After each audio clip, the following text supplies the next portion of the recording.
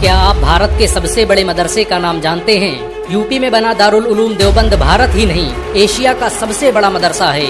इस मदरसे में दुनिया भर से लोग पढ़ने आते हैं। भारत की आज़ादी में इस मदरसे का बड़ा योगदान रहा। 70 एकड़ में फैला ये मदरसा आज पूरे भारत को अपनी गौरव गाथा सुना रहा है। ये भारत का एकमात्र मदरसा है जहाँ पर हेलीपैड की सुविधा उपलब्ध है। दारुल उलूम देवबंद ने भारत को सबसे बड़े वैज्ञानिक और राजनेता दिए। 20वीं सदी के अधिकतर राजनेता दारुल उलूम देवबंद की विचारधारा से प्रभावित थे। All India Muslim personal law board के पहले जनरल सेक्रेटरी मिन्नतुल्लाह रहमानी दारुल उलूम देवबंद के ही छात्र थे। देश के पहले गृह मंत्री मौलाना उबैदुल्लाह सिंधी ने दारुल उलूम देवबंद से ही शिक्षा हासिल की थी। दारुल उलूम देवबंद के संस्थापकों ने ही 1857 में अंग्रेजों के खिलाफ शामली में जंग लड़ी। इस युद्ध की अगुवाई मशहूर क्रांतिकारी इमदादुल्लाह मुहाजिर मक्की कर रहे थे। अंग्रेजों के खिलाफ फतवा देने वाले मौलाना अशरफ अली थानवी दारुल उलूम देवबंद के ही छात्र थे। दारुल उलूम देवबंद की स्थापना मौलाना कासिम नानोतवी ने 30 मई 1866 को देवबंद में की थी। देवबंद की एक छोटी सी मस्जिद से शुरू हुआ ये मदरसा आज एशिया का सबसे बड़ा मदरसा बन चुका है। इस मदरसे के पहले छात्र महमूदुल हसन और पहले उस्ताद महमूद थे। दारुल उलूम देवबंद भारत का पहला मदरसा है जिसने डिग्री देने की परंपरा की शुरुआत की। 1875 में एक सम्मेलन में छात्रों को सबसे पहले डिग्रियां दी गईं, जिसके बाद ये परंपरा पूरे भारत में फैल गई।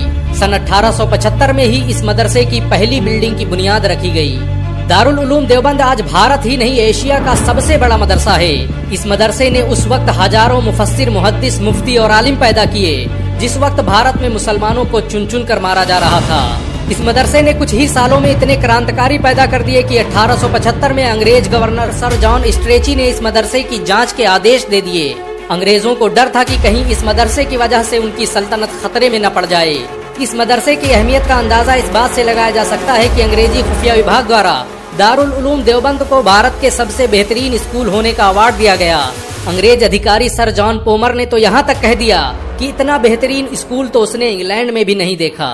इस मदरसे के पहले छात्र रहे शेखुल हिंद मौलाना महमूदुल हसन ने ही जमियतुल अंसार नाम का आंदोलन चलाया, जिसने भारत की आजादी में क्रांतिकारी भूमिका निभाई। रेशमी रुमाल आंदोलन की शुरुआत करने वाले मौलाना उबैदुल्लाह सिंधी दारुल उलूम देवबंद के ही छात्र थे। उन्होंने सुभाष चंद्र बोस के साथ मिलकर भारत की पहली अस्थायी सरकार की स्थापना की थी।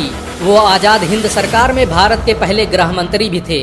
बहुत कम लोग जानते हैं कि रोलेट एक्ट कमीशन ने दारुल उलूम देवबंद को भारत का सबसे खतरनाक मदरसा बताया। उसने लिखा कि अगर इसे बंद नहीं किया गया तो भारत अंग्रेजों के हाथ से निकल जाएगा। भारत के सबसे बड़े मुस्लिम संगठन जमीयत उलमा हिंद की स्थापना दारुल उलूम देवबंद द्वारा ही की गई। दारुल उलूम देवबंद में पढ़ने वाले मुफ्ती किफायतुल्लाह जमीयत उलमा हिंद के पहले अध्यक्ष थे। बहुत कम लोग जानते हैं कि मौलाना कासिम नानोतवी ने दारुल उलूम देवबंद की स्थापना अंग्रेजों को भारत से निकालने के लिए की थी। इस मदरसे का मकसद देश में ऐसे नौजवानों को पैदा करना था जो भारत की आजादी में योगदान दे सके। आपको ये जानकर शायद हैरानी हो कि दारुल उलूम देवबंद के छात्र रहे मौलाना महमूदुल हसन ने ही 1920 में गांधी को महात्मा का लक़ब दिया।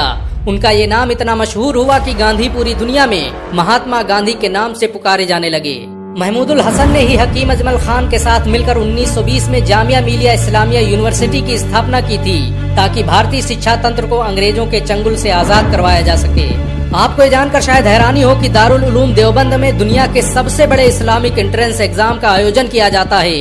इस एग्जाम में हर साल 20,000 से अधिक छात्र शामिल होते हैं। दारुल उलूम देवबंद में हजारों लोग रहकर शिक्षा हासिल करते हैं। इस मदरसे में हर साल करोड़ों रुपये खर्च होते हैं और इसका पूरा खर्च मुसलमान उठाते हैं।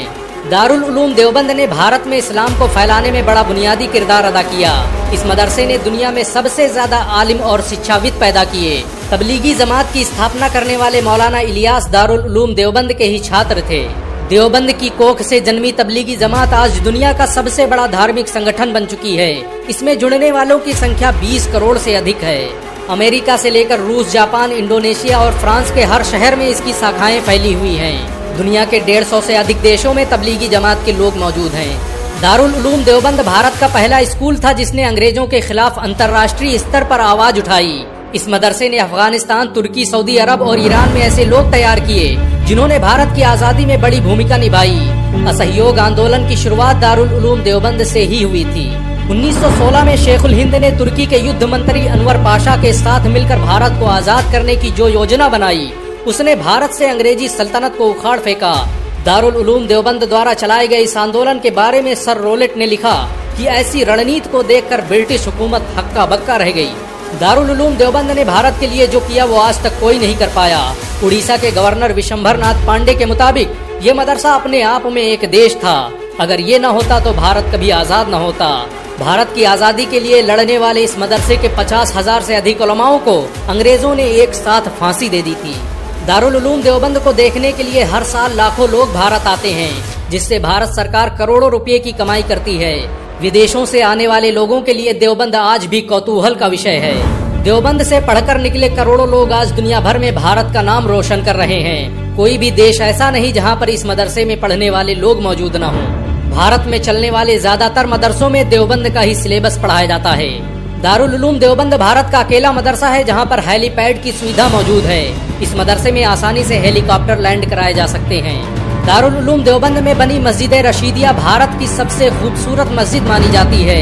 इस मस्जिद को बनाने में करोड़ों रुपए खर्च हुए। ताजमहल के बाद ये भारत की अकेली इमारत है जिसमें सबसे ज्यादा संगमरमर का इस्तेमाल किया गया। मस्जिद रशीद को देखने के लिए आज भी दुनिया भर से लोग भारत आते हैं। दुनिया में दारुल उलूम देवबंद के अलावा कोई भी ऐसा संगठन नहीं जो बगैर सरकारी मदद के इतने बड़े स्कूल का संचालन कर ले। दारुल उलूम देवबंद का पूरा खर्च भारत के मुसलमान उठाते हैं। इसे आज तक किसी तरह के सरकारी फंड की जरूरत महसूस नहीं हुई। बहुत कम लोग जानते हैं कि अलीगढ़ मुस्लिम यूनिवर्सिटी की स्थापना में दारुल उलूम देवबंद का बड़ा किरदार रहा। इस मदरसे के कई उस्ताद अलीगढ़ मुस्लिम यूनिवर्सिटी की मजलिसे सूरा में शामिल रहे। मौलाना कासिम नानोतवी की मौत पर सर सैयद अहमद खान ने तो यहाँ तक कह दिया कि उनके जैसा आलिम अब दोबारा भारत में पैदा न होगा। दारुल उलूम देवबंद की जब स्थापना हुई तब इसमें कोई पढ़ने वाला नहीं था, लेकिन आज उसी देवबंद में पढ़ने के लिए दुनिया के कोने कोने से लोग आ रहे हैं। देवबंद आज सिर्फ एक मदरसा ही नहीं, भारत की पहचान बन चुका है। इस मदरसे ने हर दौर में भारत के लिए सबसे ज्यादा कुर्बानियां दी।